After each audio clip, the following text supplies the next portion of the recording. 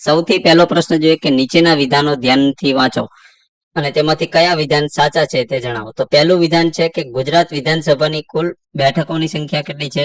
182. તો આ વિધાન બિલકુલ સાચું છે. બીજું વિધાન કહે છે કે ગુજરાતમાંથી લોકસભાની 26 બેઠકો અને રાજ્યસભાની 11 બેઠકો છે. તો આ વિધાન પણ બિલકુલ સાચું છે.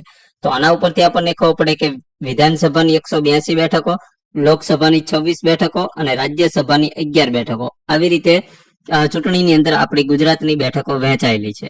તો આમાં આવશે એ અને બી, પહેલું અને બીજું બંને વિધાન સાચા છે. ત્યાર પછી બીજો પ્રશ્ન જોઈએ કે નીચેના જોડકા ધ્યાનથી જુઓ અને સાચો વિકલ્પ પસંદ કરો. તો પહેલું છે રાણકી વાવ, તો પાટણ ખાતે આવેલી છે. તો જી આ પણ સાચું છે.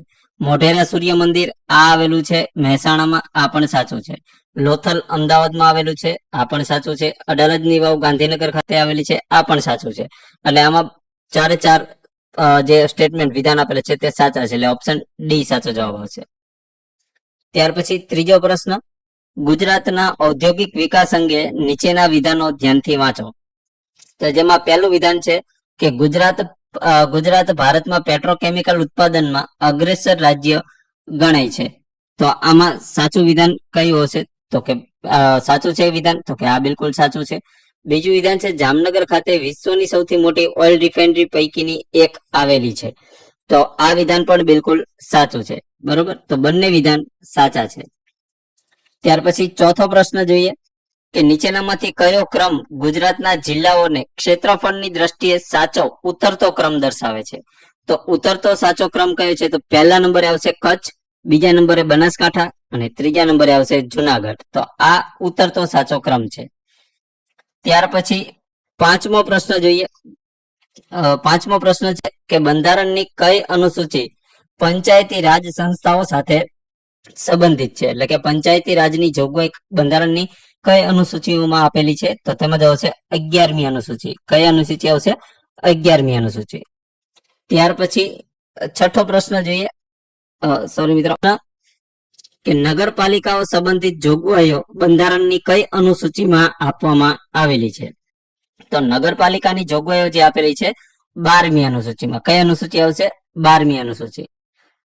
સાતમો પ્રશ્ન, 73મો બંધારણીય સુધારો કયા વર્ષે અમલમાં આવ્યો અને કયા વિષય સાથે સંબંધિત છે? તો 73મો બંધારણીય સુધારો જે છે તે 1992માં અમલમાં આવ્યો અને તે પંચાયતી રાજ વિષય સાથે સંબંધ ધરાવે છે. ત્યાર પછી આઠમો પ્રશ્ન જોઈએ કે નીચેના વિધાનને ધ્યાનથી વાંચો અને તેમાંથી સાચા વિધાન કયા છે તે આપણે અહીંયા જણાવવાનું છે. તો પહેલું વિધાન છે કે રાષ્ટ્રપતિની ચૂંટણી પ્રત્યક્ષ મતદાન પદ્ધતિથી થાય છે. તો આ વિધાન બિલકુલ ખોટું છે. પ્રત્યક્ષ નહીં મિત્રો, અહીંથી પરોક્ષથી થાય છે. બરોબર, પ્રત્યક્ષ એટલે શું કે આપણે બધા મતદાન કરી શકીએ તો એને પ્રત્યક્ષ કહેવાય. પરંતુ અહીંયા આપણા મતદાન દ્વારા જે ચૂંટાયેલા રાજ્યસભાના અને લોકસભાના જે પ્રતિનિધિઓ હોય છે, એટલે કે સાંસદો, એ લોકો મતદાન કરે છે. એટલે આપણે રીતે સીધા ડાયરેક્ટ કેવા થયા? પરોક્ષ થયા, પ્રત્યક્ષ તો થયા નહીં. તો આ વિધાન ખોટું છે.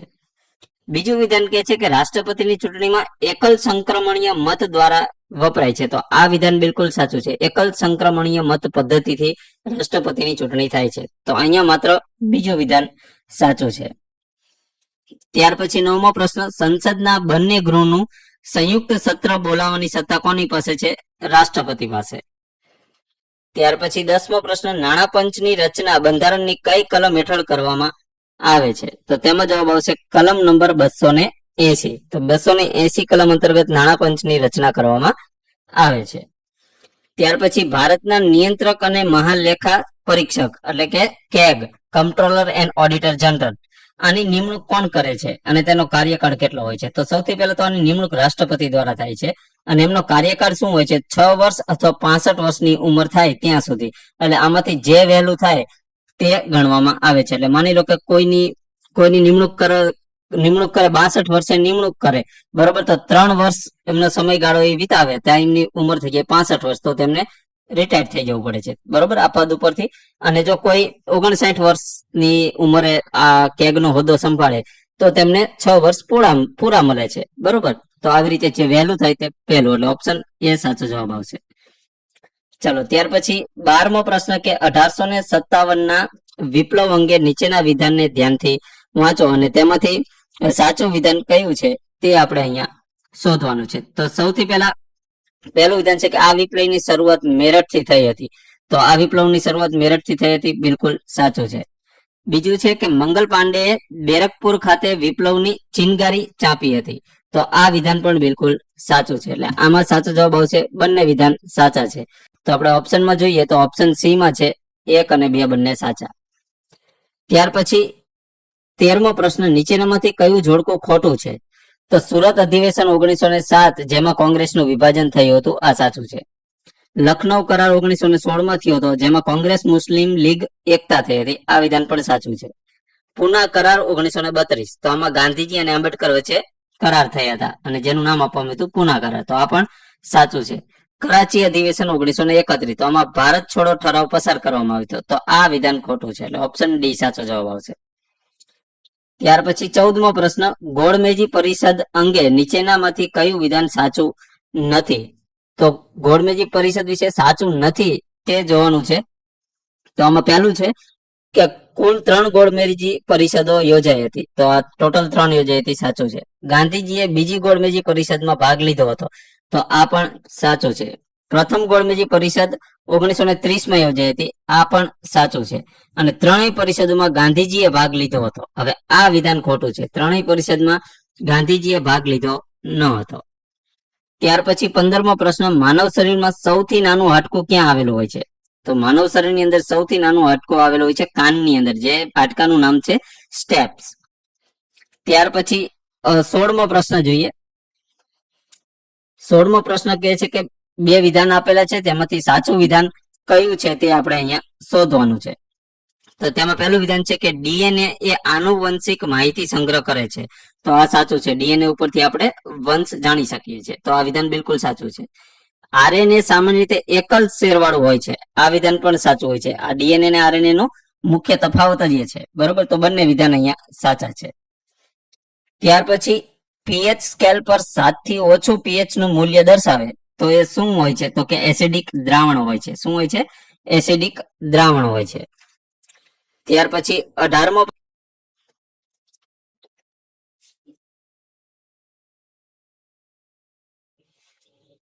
ઓઝોન સ્તર પૃથ્વીના વાતાવરણમાં કયા સ્તરમાં આવેલું છે?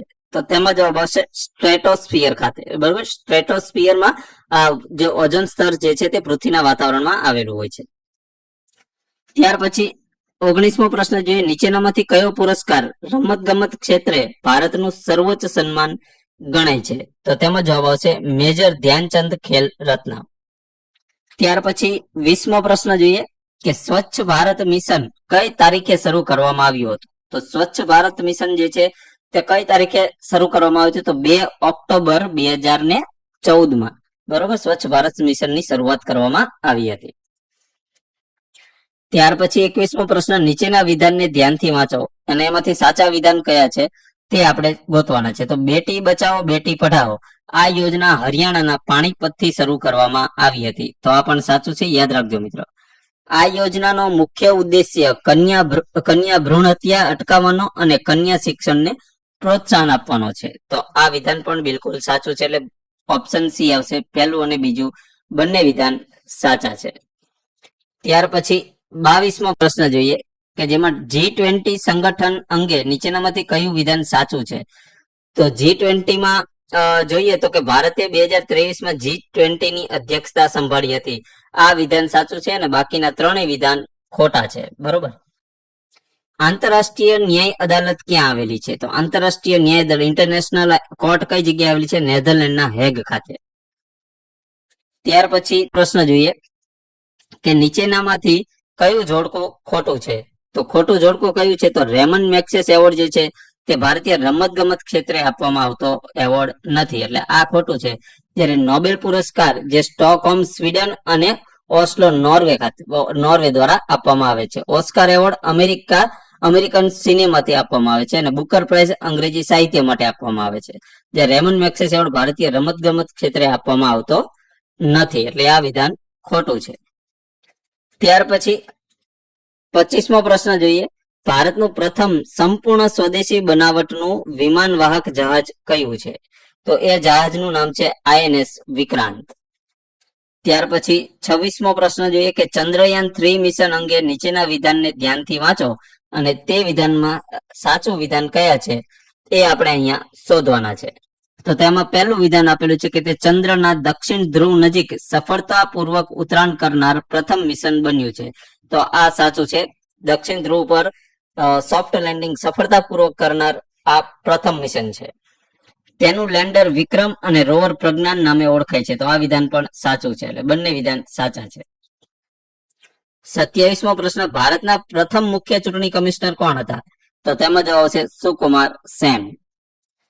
28મો પ્રશ્ન બંધારણની કઈ કલમ સમાનતાના અધિકારની બાંહેધરી આપે છે? તો સમાનતાના અધિકારની બાંહેધરી કલમ નંબર 14 આપે છે. ત્યાર પછી 29મો પ્રશ્ન જોઈએ કે બંધારણની કલમ 32 ને ડોક્ટર બાબા સાહેબ આંબેડકરે શું કહ્યું છે? તો 29 જે છે તે ડોક્ટર બાબા સાહેબ આંબેડકરે આ કલમ વિશે શું કહ્યું છે? તો કે આ બંધારણનું હૃદય અને બંધારણનો આત્મા છે, આ કલમ નંબર 32. ત્યાર પછી 30મો પ્રશ્ન જોઈએ કે નીચેના વિધાનને ધ્યાનથી વાંચો અને એમાંથી સાચું વિધાન કયું છે તે જણાવો. તો સૌથી પહેલું વિધાન છે સંસદનું બજેટ સત્ર સામાન્ય રીતે વર્ષનું સૌથી લાંબુ સત્ર હોય છે. તો બિલકુલ સાચું છે. જેટલા સત્ર હોય છે તેમાંથી બજેટ સત્ર હોય છે સંસદનું એ સૌથી લાંબુ હોય છે. ત્યાં પછી નાણાં બિલ રાજ્યસભામાં રજૂ કરી શકાય છે. આ વિધાન ખોટું છે. નાણાં બિલ ફરજિયાતપણે લોકસભામાં જ રજૂ કરી શકાય છે. બરોબર, રાજ્યસભામાં મોકલવામાં આવે છે, તેનો અભિપ્રાય લેવામાં આવે છે, પણ જે અભિપ્રાય આપે તે માનવા માટે બંધન કરતા નથી. એટલે નાણાં બિલ જે છે તે સૌ પ્રથમ વાર તો લોકસભામાં જ રજૂ કરવું પડે, રાજ્યસભામાં રજૂ કરી શકાય નહીં. એટલે આ વિધાન ખોટું છે. એટલે માત્ર પહેલું વિધાન જ સાચું જોઈ લઈએ તો ઓપ્શન પહેલું અહીંયા ઓપ્શન એ માં જ છે, ફક્ત પહેલું વિધાન સાચું છે. 31મો પ્રશ્ન નીચેના બે વિધાનમાંથી સાચું વિધાન કયું છે? તો જોઈએ તો કે પ્રાઇમરી મેમરી એ વોલેટાઇલ છે જ્યારે સેકન્ડરી મેમરી નોન વોલેટાઇલ છે. આ સાચું છે બરોબર. ત્યાર પછી કેશ મેમરી એ સેકન્ડરી મેમરી કરતા ધીમી હોય છે. તો આ ખોટું છે. કેશ મેમરી જે હોય છે કે કેશ મેમરી સેકન્ડરી મેમરી કરતા ધીમી હોતી નથી. બરોબર, આ વિધાન ખોટું છે. પહેલું વિધાન સાચું છે. મિત્રો આપણે અહીંયા ફક્ત પહેલું હશે. તો મિત્રો આપણે કંડક્ટરની જે આપણે ટોપિક વાઇઝ ટેસ્ટ સિરીઝની આપણે પ્રેપ બુસ્ટર એપ્લિકેશન જે છે આપણા મિત્રની જ છે, બરોબર, જેની અંદર આ તમામ કોમ્પ્યુટરના રિલેટેડ બરોબર એનું મટીરિયલ મૂકવામાં આવે છે ટોપિક વાઇઝ, અને ત્યાર પછી એમાંથી ટેસ્ટ પણ લેવામાં આવે છે. તો તમે એકવાર પ્રેપ બુસ્ટર એપ્લિકેશનની પણ વિઝિટ કરી શકો છો. અને જે કંડક્ટરની બેચનું નામ શું છે? લાલપરી બેચ. બરોબર, લાલપરી છે, તમે ત્યાં જઈને જોઈ શકો છો. ચાલો ત્યાર પછી 32મો પ્રશ્ન જોઈએ કે બાયનરી નંબર સિસ્ટમમાં દશાંશ સંખ્યા 25 ને કેવી રીતે દર્શાવવામાં આવે છે? એટલે કે આ 25 છે એ દશાંશ પદ્ધતિ પ્રમાણે 25 છે, તો આને બાયનરીમાં કન્વર્ટ કરીએ તો આને શું લખાય? તો બાયનરીમાં કન્વર્ટ કરીએ 11001. આ બાયનરી કોડની ભાષામાં આને શું કહેવામાં આવે છે? 25 કહેવામાં આવે છે. ત્યાર પછી 33મો પ્રશ્ન MS એક્સેલમાં સેલ સંદર્ભે આ $A$1 શું દર્શાવે છે? તો $A$1 બરોબર આ શું દર્શાવે છે? તો તેની અંદર જવાબ આવશે એબ્સોલ્યુટ, એટલે કે સંપૂર્ણ સંદર્ભ. એટલે કે આ અહીંયા શું કરવાનું છે? રેફરન્સ. આપણે એને રેફરન્સ પણ કહી શકાય, બરોબર, તો આને એબ્સોલ્યુટ પણ કહી શકાય. ત્યાર પછી હવે મિત્રો આનું ડિટેલમાં હું તમને કહું તો આ છે જે શું કહેવાય છે કે આ એડ્રેસને લોક કરી દેવામાં આવ્યું છે. દેશી ભાષામાં કહીએ ને તો આને લોક કરી દેવામાં આવ્યું છે. એટલે કે જ્યારે તમે આને ડ્રેગ કરો ને તો ત્યારે A1 જે છે તે લોક જ રહેશે, બરોબર, એની વેલ્યુ બીજા બધા સેલમાં જતી રહેશે, ટ્રાન્સફર નહીં થાય. એટલે A1 પછી નીચે તમે ડ્રેગ કરો તો બીજા સેલમાં તે B1 નહીં થાય, એમાં પણ A1 જ રહેશે, બરોબર. ક્યારેક આપણે પ્રેક્ટિકલમાં પણ આપણે જોશું, એક પ્રેક્ટિકલ સેશન પણ આપણે ગોઠવશું, બરોબર. ચાલો ત્યાર પછી 34મો પ્રશ્ન જોઈએ કે MS એક્સેલમાં કોઈ ચોક્કસ કિંમત શોધીને સંલગ્ન કિંમત પરત આપવા માટે કયું ફંક્શન સૌથી વધુ વપરાય છે? તો તેમાં જવાબ આવશે VLOOKUP. VLOOKUP શું કામ કરે છે? તો કોઈ ચોક્કસ જે કિંમત હોય છે, કોઈ ચોક્કસ કિંમત એને શોધે અને એ શોધીને એ કિંમત આપણને દર્શાવે, એટલે કે એ કિંમત આપણે ડિસ્પ્લે કરે, બરોબર. તો એના માટે આ ફંક્શન વપરાય છે VLOOKUP. ત્યાર પછી નીચેનામાંથી કયું પ્રોટોકોલ ઈમેલ મોકલવા માટે વપરાય છે? તો ઈમેલ મોકલવા માટેનું પ્રોટોકોલ કયું છે? SMTP protocol. અને આનું ફૂલ ફોર્મ મિત્રો આપણે અગાઉના મોડેલ પેપરમાં આવી ગયું છે. તો આનું ફૂલ ફોર્મ તમારે થોડું લાંબુ પડશે, પણ ટાઈપ કરીને તમારે કમેન્ટ જરૂરથી કરવાનું છે. બરોબર, કમેન્ટ કરશો, એકવાર તમે કમેન્ટ કરશો એટલે સાયકોલોજીકલી તમારા મગજમાં તે બેસી જશે, એટલે કમેન્ટ જરૂરથી કરજો. બરોબર, ચાલો ત્યાર પછી આઈપી એડ્રેસ નું IPv4 વર્ઝન કેટલા બીટ નું હોય છે? IPv4 વર્ઝન જે છે તે કેટલા બીટ નું હોય છે? 32 બીટ નું, એટલે કે 32 બીટ નું હોય જોઈએ. કે બે વિધાનમાંથી સાચું વિધાન કયું છે? તો આમાં પહેલું વિધાન છે કે ટ્રોજન હોર્સ એ પોતાની જાતે નકલ કરી શકતો માલવેર છે, જેમ કે વાયરસ. તો આ બિલકુલ ખોટું છે. પોતાની જાતે નકલ કરી શકતો નથી, તેને દ્વારા નકલ કરાવવામાં આવે છે, જાતે નથી કરતો. ત્યાર પછી વોર્મ નેટવર્ક જે છે એના મારફતે એક કોમ્પ્યુટર થી બીજા કોમ્પ્યુટરમાં ફેલાઈ શકે છે, જે વપરાશકર્તાની ક્રિયા વગર, એટલે કે વપરાશકર્તાની જે ક્રિયા હોય છે એ ન કરે છતાં પણ તે એક કોમ્પ્યુટરમાંથી બીજા કોમ્પ્યુટરમાં તેને ફેલાવી શકાય છે. તો આ વિધાન બિલકુલ સાચું છે. બરોબર, વોર્મ નેટવર્ક દ્વારા. તો ઓપ્શન બી સાચો જવાબ આવશે. ત્યાર પછી 38મો પ્રશ્ન જોઈએ કે ડીફ્રેગમેન્ટેશન પ્રક્રિયા શા માટે કરવામાં આવે છે? સર મિત્રો પાછળ ડીફ્રેગમેન્ટેશન પ્રક્રિયા શા માટે કરવામાં આવે છે? તો હાર્ડ ડિસ્ક ની અંદર જ્યારે મિત્રો શું થાય છે, ફાઇલો જે હોય છે એ ફાઇલોના લોકેશન અને ફાઇલો બધી આવી રીતે આડી અવડી બધી આઈટમ પડેલી હોય છે. બરોબર, એના લોકેશન આવું આપણને દેખાતું નથી, પરંતુ મેમરી એલોકેશન ની અંદર આવી રીતે બધું પડેલું હોય છે. જ્યારે તમે ડીફ્રેગમેન્ટેશન કરો એટલે તે શું પ્રોપર ચેનલમાં, પ્રોપર લાઈનમાં તે ફાઇલોને ગોઠવી આપે છે, જેથી શું થાય છે કે જ્યાં આની અંદર જેટલી ફાઇલની સાઇઝ છે એ પ્રમાણે મેમરી એલોકેટ થાય છે. અહીંયા તો શું, અહીંયા સ્પેસ રહી જાય છે, આ મેમરી પણ સાથે સાથે ફાઇલની સાથે સાથે એલોકેટ થાય છે, જે વેસ્ટ થાય છે આપણી. બરોબર, અને આ પ્રોપર ચેનલમાં મેકેલી તમારે મેમરી જે હોય છે વેસ્ટ જતી નથી, અને એ મેમરી તમે બીજે ક્યાંક વાપરી શકો છો. બરોબર, તો આ કામ છે ડીફ્રેગમેન્ટેશન. તો અહીંયા ઓપ્શન વાઇઝ આપણે જોઈ લઈએ તો વાયરસ દૂર કરવાનો હોય, ડેટા બેકઅપ લેવા માટેની, નેટવર્ક સ્પીડ વધારવા માટે પણ નહીં. નેટવર્કની સ્પીડ ન વધે, કોમ્પ્યુટરની સ્પીડ વધે, તમારા હાર્ડ ડિસ્કની સ્પીડ વધે. તો અહીંયા હાર્ડ ડિસ્ક પરની ફાઇલોને ફરીથી ગોઠવી પરફોર્મન્સ સુધારવા માટે મેં કીધું ને કે આવી રીતે અહીંયા વધારાની જે સ્પેસ છે એ આપણને ફરીવાર રીયુઝ કરવા માટે મળે છે, કારણ કે તે શું કરે છે, તે ફાઇલોને ફરીથી ગોઠવે છે, અને એને ગોઠવી દે એટલે અહીંથી જે મેમરી હોય છે ફ્રી થઈ જાય છે, એટલે આપણને પરફોર્મન્સ સુધરે છે. તો એના માટે આ ડીફ્રેગમેન્ટેશન નો યુઝ કરવામાં આવે છે. ચાલો ત્યાર પછી MS પાવર પોઈન્ટમાં સ્લાઇડ માસ્ટરનો ઉપયોગ શા માટે થાય છે? તો સ્લાઇડ માસ્ટરનો ઉપયોગ શા માટે કરવામાં આવે છે? તો કે સમગ્ર પ્રેઝન્ટેશન માટે જ્યારે એક સમાન ડિઝાઇન ફોર્મેટ સેટ કરવી હોય તો આપણે માસ્ટર સ્લાઇડ, તેને આપણે સ્લાઇડ માસ્ટર કહીએ છીએ. માની લો કે આ એક સ્લાઇડ છે, આ સ્લાઇડ ની અંદર હેડર અને ફૂટર, આ આખા પ્રેઝન્ટેશનમાં તમામ સ્લાઇડમાં આ ફિક્સ જ છે, આ કોઈ ચેન્જ થતું નથી, આ સ્ટેટિક પાર્ટ છે, આ દેખાવો જ જોઈએ. કન્ટેન્ટ અહીંયા દરેક સ્લાઇડમાં ફરે છે. બરોબર, તો આટલો ભાગ તમે સ્લાઇડ માસ્ટર ખોલીને એટલો તમે ફિક્સ કરી શકો. પછી તમારે બધી સ્લાઇડમાં આ એડ કરવું જરૂરી નથી. માત્ર પછી તમારા વચ્ચેના કન્ટેન્ટ પાર્ટની અંદર તમે એડ કરો એટલે તમે સ્લાઇડની અંદર તમને શું કહે, હેડર અને ફૂટર ફિક્સ થઈ જાય છે.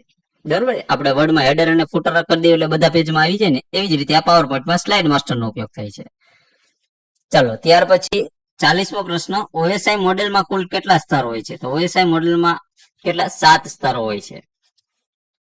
ત્યાર પછી બીટ અને બાઇટ અંગે નીચેનામાંથી કયું વિધાન સાચું છે? તો બીટ અને બાઇટ અંગે સાચું વિધાન કયું છે? તો કે 1 બાઇટ બરાબર 8 બીટ થાય. નીચેનામાંથી કયું ટૂંકું નામ સાચું જોડાયેલું નથી? તો સાચું જોડાયેલું ટૂંકું નામ કયું નથી? POS જે છે તે પોઈન્ટ ઓફ સોફ્ટવેર, આ સાચું જોડાયેલું નથી, એટલે કે આ એનું ફૂલ ફોર્મ ખોટું છે. બરોબર, આનું ફૂલ ફોર્મ સાચું શું છે એ તમારે ગૂગલમાં અથવા ચેટ જીપીટીમાં જ્યાં તમારે સર્ચ કરો તેનો સાચો આન્સર ગોતો અને નીચે કમેન્ટ કરો. આ તમારા ઉપર છોડું છું. પછી આપણે તેને ટેલિગ્રામ ચેનલ ઉપર આનું ફૂલ ફોર્મ હું મૂકી આપીશ. બરોબર, તો ટેલિગ્રામ ચેનલમાં ન જોડાયા હોય તે મિત્રો પણ જોડાઈ જઈએ છીએ. ચલો ત્યાર પછી ક્લાઉડ કોમ્પ્યુટિંગ એટલે શું? તો ક્લાઉડ કોમ્પ્યુટિંગ કોને કહેવાય? તો ક્લાઉડ કોમ્પ્યુટિંગ કોને કહેવાય? તો કે ઇન્ટરનેટ મારફતે જ્યારે ડેટા સ્ટોરેજ અને સેવાઓ પૂરી પાડવાની જે ટેકનોલોજી હોય છે એ ટેકનોલોજીને ક્લાઉડ કોમ્પ્યુટિંગ કહેવામાં આવે છે. ત્યાર પછી MS વર્ડમાં મેલ મર્જ સુવિધાનો મુખ્ય હેતુ શું હોય છે? તો તેનો મુખ્ય હેતુ છે કે એક જ ડોક્યુમેન્ટમાંથી અલગ અલગ પ્રાપ્તકર્તાઓ માટે વ્યક્તિગત પત્રો બનાવવા હોય. એટલે કે તમારી પાસે લિસ્ટ છે વ્યક્તિઓનું, અને આ એક લિસ્ટ છે, એક પરફોર્મા છે, તમારી પાસે એક લેટર છે. હવે અહીંયા તમારા માત્ર વ્યક્તિનું નામ બદલીને જેટલા વ્યક્તિના નામ છે એટલા પત્ર જોઈએ તો મેલ મર્જથી આ એક વ્યક્તિનો એક પત્ર સેપરેટ થઈ જાય, બીજા વ્યક્તિનો બીજો પત્ર બની જશે. જેટલા વ્યક્તિનું લિસ્ટ હશે એટલે સેપરેટ પત્ર તમને બનાવીને આપશે આ મેલ મર્જ. બરોબર, તો એનું મુખ્ય કાર્ય છે. ચાલો ત્યાર પછી 45મો પ્રશ્ન જોઈએ કે નીચેના વિધાનો ધ્યાનથી વાંચો અને તેમાંથી સાચું વિધાન કયું છે. તો પહેલું છે કે કમ્પાઇલર આખા પ્રોગ્રામને એક સાથે મશીન ભાષામાં રૂપાંતરિત કરે છે. તો આ વિધાન સાચું છે. તો કે બિલકુલ સાચું છે. ઇન્ટરપ્રેટર પ્રોગ્રામને લાઇન બાય લાઇન એક્ઝિક્યુટ કરે છે. તો આ વિધાન પણ સાચું છે. એટલે બંને વિધાન સાચા આવશે. કોમ્પ્યુટરની બાયોસ નું પૂરું નામ શું છે. તો બાયોસ નું પૂરું નામ શું છે. તો કે બેઝિક ઇનપુટ આઉટપુટ સિસ્ટમ, જે બાયોસ નું ફૂલ ફોર્મ છે. 47મો પ્રશ્ન ડિજિટલ સિગ્નેચર નો મુખ્ય હેતુ શું હોય છે. તો ડિજિટલ સિગ્નેચર નો મુખ્ય હેતુ ડોક્યુમેન્ટની અધિકૃતતા અને અખંડિતતા ચકાસવી, એટલે કે તેને શું કે ઓથેન્ટિક કરવા. ત્યાર પછી નીચેનામાંથી કયું ટોપોલોજી નિષ્ફળતા સામે સૌથી વધુ વિશ્વસનીય ગણાય છે. કારણ કે તેમાં દરેક નોડ એકબીજા સાથે સીધા જોડાયેલા હોય છે. તો તેની અંદર જવાબ આવશે મેશ ટોપોલોજી. MS એક્સેલમાં એક કરતા વધુ શીટમાંથી ડેટા એકત્રિત કરવા માટે કયું ફીચર વપરાય છે. તો એ ફીચરનું નામ શું છે. કોન્સોલિડેટેડ. ત્યાર પછી 50મો પ્રશ્ન જોઈએ કે કુકીઝ ઇન્ટરનેટ બ્રાઉઝિંગમાં શું કાર્ય કરે છે. જે કુકીઝ હોય છે ઇન્ટરનેટ બ્રાઉઝરમાં, તેનું કાર્ય શું હોય છે. સોરી મિત્રો, અહીંયા નેક્સ્ટ પ્રશ્ન પેજ આવી ગયું. એક મિનિટ. કુકીઝ જે હોય છે તે ઇન્ટરનેટ બ્રાઉઝરમાં એનું કાર્ય શું કરે છે. તો એના વિશે આપણે જોઈએ તો કે જે આ વેબસાઇટની મુલાકાત વખતે વપરાશકર્તાઓની માહિતી સંગ્રહ કરે છે. એટલે કે તમે યુઝ કરો તો કુકીઝ એક્સેપ્ટ કુકીઝ કરો ને, એટલે તો તમારી માહિતી તે સંગ્રહ કરે છે. બરોબર. તો જેથી તમે બીજી વાર તમે વિઝિટ કરો તો તમને રેફરન્સ માટે તમને તે બતાવે પણ છે. ત્યાર પછી 51મો પ્રશ્ન નીચેનામાંથી કયું ડિવાઇસ પોઇન્ટિંગ ડિવાઇસ તરીકે ઓળખાતું નથી. તો પોઇન્ટિંગ ડિવાઇસ તરીકે કયું નથી ઓળખાતું. તો માઉસ શું છે. પોઇન્ટિંગ ડિવાઇસ છે. ટચપેડ પણ પોઇન્ટિંગ ડિવાઇસ છે. જોયસ્ટિક પણ પોઇન્ટિંગ ડિવાઇસ છે. સ્કેનર જે છે તે પોઇન્ટિંગ ડિવાઇસ નથી. આ ચારે ચાર છે તો ઇનપુટ ડિવાઇસ, પણ પોઇન્ટિંગ ડિવાઇસ નથી. બરોબર. એટલા માટે ઓપ્શન ડી સાચો જવાબ આવશે. ઓપન સોર્સ સોફ્ટવેર અંગે નીચેનામાંથી કયું વિધાન સાચું છે.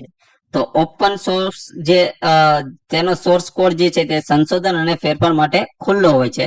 એટલે ઓપન હોય છે, એકદમ ફ્રી હોય છે. એના માટે કોઈ પેમેન્ટ અથવા તો સબસ્ક્રિપ્શન લેવાનું હોતું નથી. એને શું કહેવામાં આવે છે. Open source. ત્યાર પછી 53મો પ્રશ્ન જોઈએ કે MS વર્ડમાં ટ્રેક ચેન્જીસ આ ફીચરનો ઉપયોગ શા માટે થાય છે. તો તેના આ ડોક્યુમેન્ટમાં કરેલા ફેરફારો રેકોર્ડ અને ટ્રેક કરવા માટે આ ફીચરનો ઉપયોગ કરવામાં આવે છે. ત્યાર પછી 54મો પ્રશ્ન જોઈએ કે એન્ક્રિપ્શન પ્રક્રિયાનો મુખ્ય હેતુ શું હોય છે. તો એન્ક્રિપ્શન પ્રક્રિયાનો મુખ્ય હેતુ ડેટાને કોડેડ સ્વરૂપમાં રૂપાંતરિત કરી સુરક્ષિત રાખવાનો મુખ્ય હેતુ હોય છે. ત્યાર પછી એક દુકાનદાર પોતાનો માલ 20% નફા સાથે વેચે છે, પરંતુ તોલ માપમાં 1 કિલોને બદલે 800 ગ્રામ આપે છે. તો તેને વાસ્તવિક નફો કેટલા ટકા થાય છે. તો તેને વાસ્તવિક નફો દુકાનદારને કેટલા ટકા થાય. 50%. બરોબર. કારણ કે 20% નફાથી તો ઓલરેડી વેચે છે અને 200 ગ્રામ તોલ માપમાં પણ વધારે છે. એટલે કે 200 ગ્રામ એમાં પણ ફાયદો છે. એટલે 50% નફા સાથે તે માલ વેચે છે.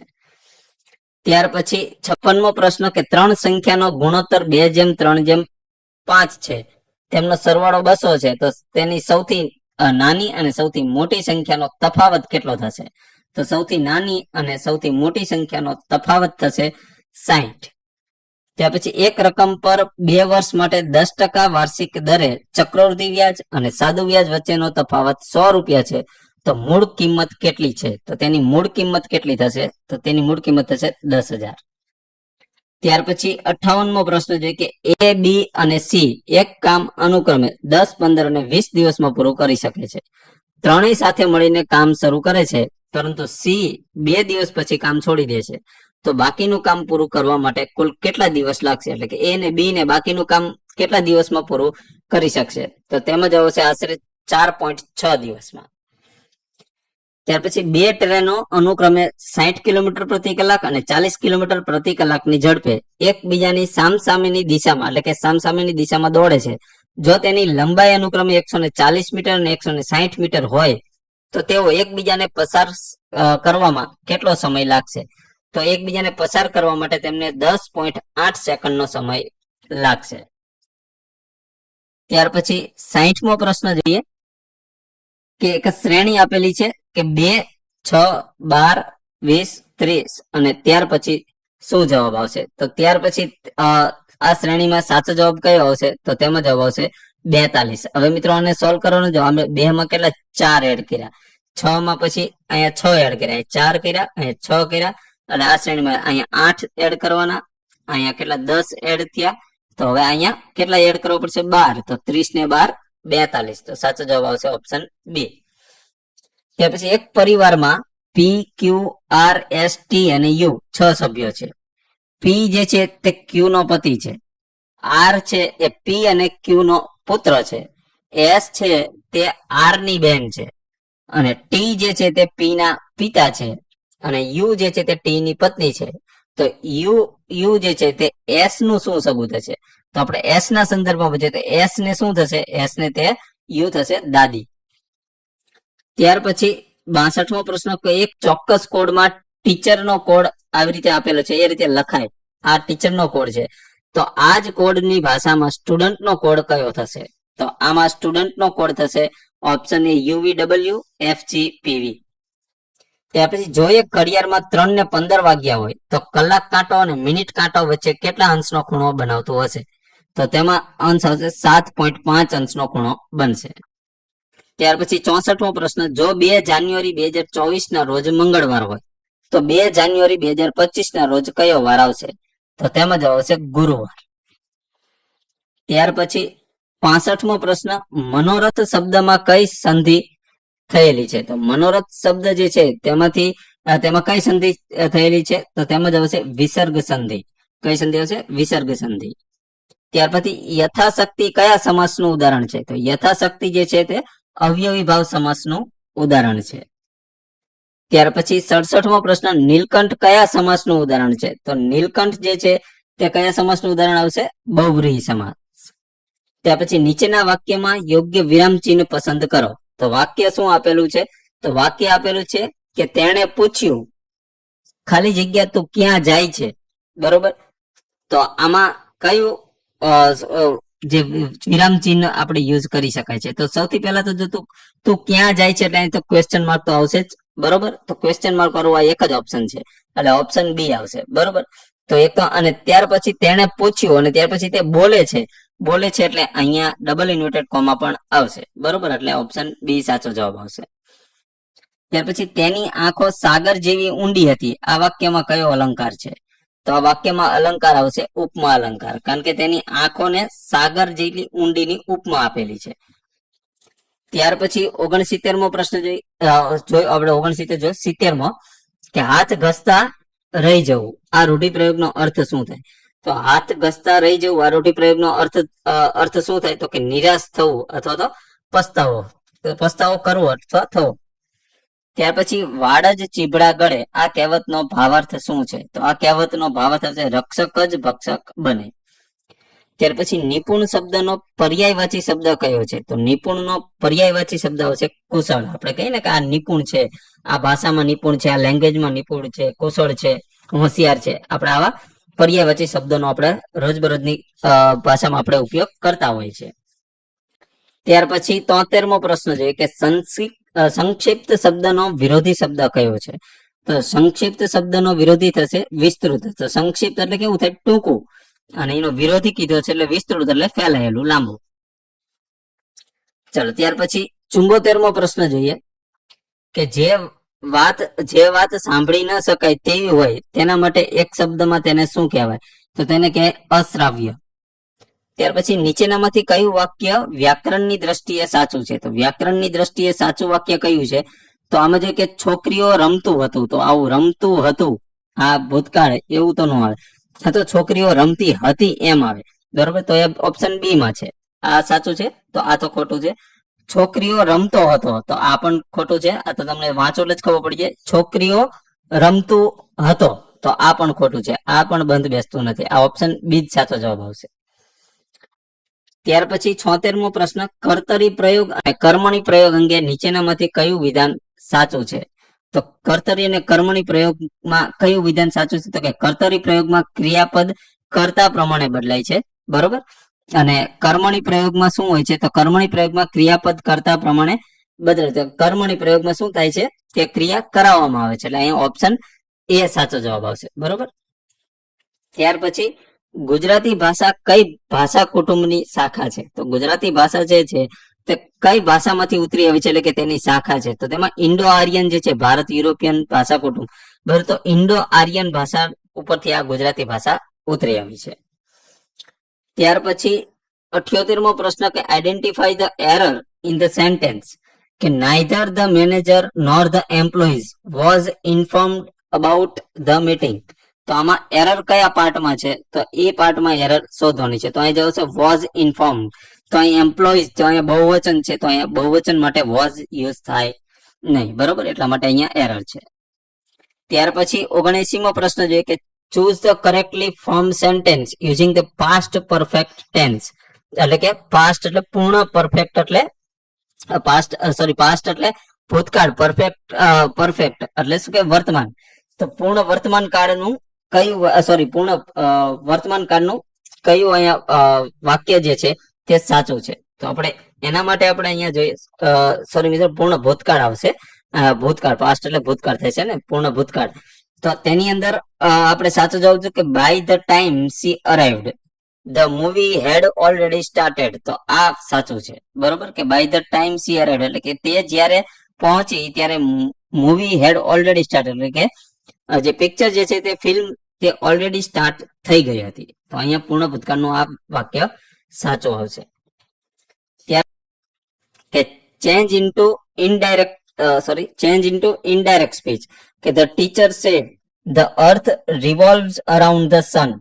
તો આની અંદર આપણે ઇનડાયરેક્ટ સ્પીચ માં ફેરવવાનું છે. તો કે the teacher said that the earth revolves around the earth. તો અહીંયા ઓપ્શન બી સાચો જવાબ આવશે.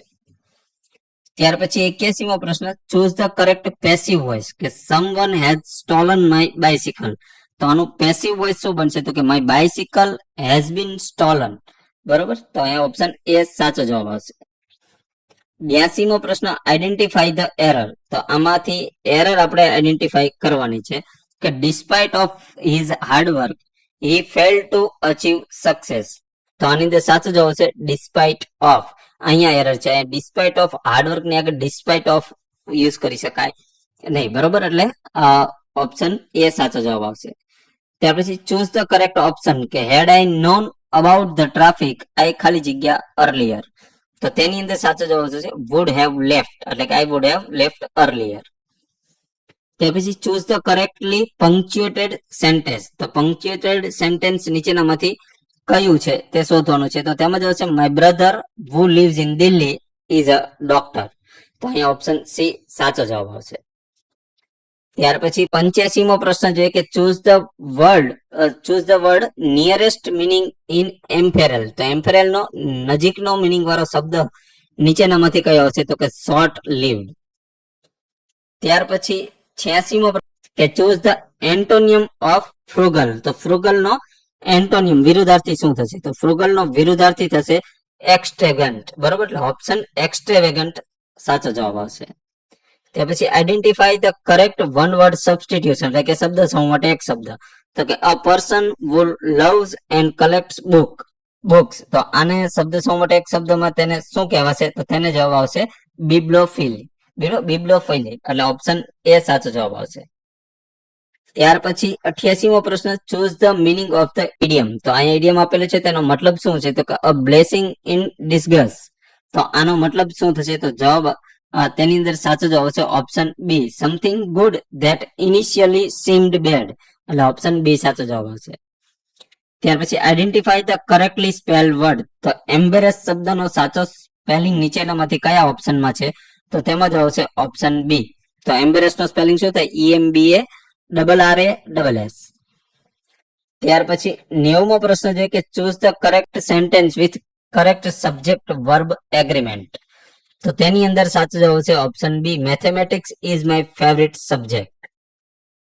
ત્યાર પછી 91મો પ્રશ્ન નીચેના વિધાનો ધ્યાનથી વાંચો અને એમાંથી સાચું વિધાન કયું છે તે આપણે અહીંયા શોધવાનું છે. તો પહેલું વિધાન છે કે મોટર વાહન અધિનિયમ 1988 ની કલમ નંબર 112 વાહનની ગતિ મર્યાદા સાથે સંબંધિત છે. આ વિધાન બિલકુલ સાચું છે.